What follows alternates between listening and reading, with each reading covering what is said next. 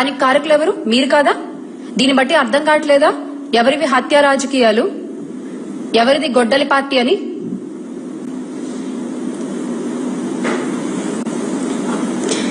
ఈ ప్రభుత్వం వచ్చాక రెడ్ బుక్ పాలనతో వైఎస్ఆర్సీపీ నాయకులపై, కార్యకర్తలపై దాడులు పెరిగాయి. దాదాపుగా 21 మంది రాజకీయ హత్యలకు గురయ్యారు. ఇప్పుడు చెప్పండి, ఎవరిది గొడ్డలి పార్టీ? మాటలు మాట్లాడడం కాదు, ఇవాళ రేపు ప్రతి ఒక్కటి విత్ ప్రూఫ్ అందరికీ అందుబాటులో ఉన్నాయన్న విషయం గుర్తుపెట్టుకుని మాట్లాడాలి. మాట్లాడే ముందు రాష్ట్రంలో శాంతి భద్రతల గురించి మాట్లాడతారు మీరు. రాష్ట్రంలో శాంతి భద్రతల గురించి ఇంకా మీరే మాట్లాడాలి. ఈ రోజున ఏ ఒక్క మహిళ అయినా ధైర్యంగా రోడ్డు మీదకి వెళ్లే పరిస్థితి ఉందా రాష్ట్రంలో? ధైర్యంగా పోలీస్ స్టేషన్కి వెళ్లి కంప్లైంట్ ఇవ్వగలరా? ఇచ్చినా కంప్లైంట్ తీసుకుంటారన్న నమ్మకం లేదు, తీసుకున్నా ఆమెకు న్యాయం జరుగుతుందన్న నమ్మకం లేదు. పిల్లలకి ఇచ్చిన హామీలు ఏమయ్యాయి చెప్పండి అసలు? ముందు వాటి గురించి మాట్లాడుకుందాం. ఆ తర్వాత మీరు మహిళల గురించి, మహిళా రిజర్వేషన్ల గురించి, మహిళల భద్రత గురించి మాట్లాడుతారు. కానీ ఆడబిడ్డ నిధి అన్నారు. 18 నుండి 59 ఏళ్ల వయసున్న మహిళలకి ప్రతి నెల 1500 రూపాయలు ఇస్తాము అన్నారు. 2 ఏళ్లైంది. 3 బడ్జెట్లు ప్రవేశపెట్టారు. ఇచ్చింది మాత్రం గుండు సున్నా. ఇక గ్యాస్ సిలిండర్లు అన్నారు. సంవత్సరానికి 3 సిలిండర్లు అన్నారు. 2 ఏళ్లైంది. 6 సిలిండర్లు రావాలి. ఇచ్చింది 1 లేదా 2. ఇక ఫ్రీ బస్సు. ఈ ఫ్రీ బస్ అయితే అసలు ఎంత ఊదరగొట్టారంటే అసలు చివరికి దాన్ని కేవలం ఒక 5 కేటగిరీలకి మాత్రమే పరిమితం చేశారు.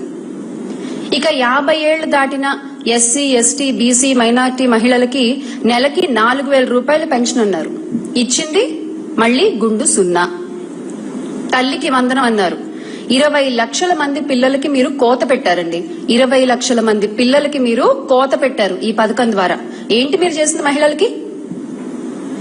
ఆసరా, చేయూత, ఈబీసీ నేస్తం, కాపు నేస్తం, సున్నా వడ్డీ, జగనన్న తోడు అంటూ ఇలా జగనన్న ప్రవేశపెట్టిన మహిళలకి ఆర్థిక స్వావలంబన కలిగించేటువంటి ఎన్నో పథకాల్ని మీరు రద్దు చేశారు.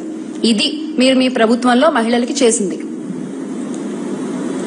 ఇలాంటి వాళ్ళు ఇప్పుడొచ్చి మహిళా స్వావలంబన, మహిళా సాధికారత గురించి మాట్లాడితే కామెడీ ఉంది. నిజంగా కామెడీ ఉంది. ఏరు దాటాక తెప్ప తగిలేసే తండ్రి కొడుకుల మాటలు నమ్మేటువంటి పరిస్థితుల్లో ఈ రోజు రాష్ట్ర ప్రజలు లేరు అన్న విషయాన్ని ముందు ముఖ్యమంత్రి గారు, తర్వాత సకల శాఖ మంత్రి గారు గుర్తించాలి, గుర్తుపెట్టుకోవాలి. ఎవ్వరూ నమ్మట్లేదు ఈ రోజున మీ మాటలు. ఏ ఒక్కరూ నమ్మట్లేదు. అసలు మహిళలకు 33% రిజర్వేషన్లు ఇవ్వాలన్న విషయంలో దేశమంతా ఒక్కటిగా ఉన్న ఈ టైంలో, త్వరలో ఎలాగో ఆ బిల్లు పాస్ అవబోతున్న టైంలో దాన్ని మీ క్రెడిట్ లో వేసుకునే ప్రయత్నం చేస్తున్నారు. అసలు నిజంగా మహిళలకు 33% రిజర్వేషన్ అన్నప్పుడు అందరికంటే ముందుగా దాన్ని ఒప్పుకుంది, దాన్ని అంగీకరించింది, దాని పాలనలో, ఆచరణలో చేసి చూపించింది మా పార్టీ అధినేత శ్రీ వైఎస్ జగన్మోహన్ రెడ్డి గారు. ఎస్, ఆయన మీలాగా మాటల వరకే ఆగిపోలేదు, చేతల్లో చేసి చూపించారు. ఈ రోజున చంద్రబాబు నాయుడు గారు చెప్తున్నారు, మా party working president Nara Lokesh గారు మాట్లాడినటువంటి 33% రిజర్వేషన్ ని ఉమెన్ కి నేను ఆమోదిస్తున్నాను అని. అసలు మీరేంటి సార్ ఆమోదించేది? మీరు ఆమోదిస్తారు, అమలు చేయరు. అమలు చేసేది వైఎస్ జగన్మోహన్ రెడ్డి గారు. మీరు ఆమోదించడం ఏంటి? త్వరలో ఎలాగో పార్లమెంట్ లో ఆ బిల్లు పాస్ అవబోతోంది, ఎలాగో 33% రిజర్వేషన్ దేశమంతటా రాబోతోంది ఉమెన్ కి. ఈ రోజున మీరు మీ అబ్బాయి కలిసి అదేదో మీ సొంత బ్రెయిన్ చైల్డ్ అన్నట్టు మాట్లాడతారేంటి? వైఎస్ఆర్సీపీ చేసిన అభివృద్ధి పనులు, వైఎస్ఆర్సీపీ హయాంలో తెచ్చినటువంటి ప్రాజెక్టులకి ఎలా అయితే మేము తెచ్చాము అని క్రెడిట్ చోరీ చేసుకుంటున్నారో అలాగే సేమ్ టు సేమ్ ఈ మహిళా రిజర్వేషన్ బిల్లులో కూడా క్రెడిట్ చోరీ చేసే ప్రయత్నం చేస్తున్నారు తండ్రి కొడుకులు ఇద్దరు కూడా. నిన్న మహానాడు వేదికలో అది క్లియర్ గా కళ్ళకు కట్టినట్టు కనిపించింది. అయినా అసలు మీ రాజకీయ జీవితం అంతా కూడా ఇలాగే కొనసాగుతోంది. ఎంతసేపు క్రెడిట్ చోరీ, క్రెడిట్ చోరీ, క్రెడిట్ చోరీ. ఎన్టీఆర్ గారి దగ్గర నుంచి పార్టీ చోరీ, ఆయన మరణానికి కారణమయ్యారన్న విమర్శల మధ్య ఈ రోజున సడన్ గా ఆయన మీద గౌరవం పెరిగిపోయి చెప్పులేసిన సంగతి కూడా మర్చిపోయి ఆయన మీద ఈ రోజు ఆయన మా తాతగారు అంటూ దండలేసి దండాలు పెడుతున్నారు.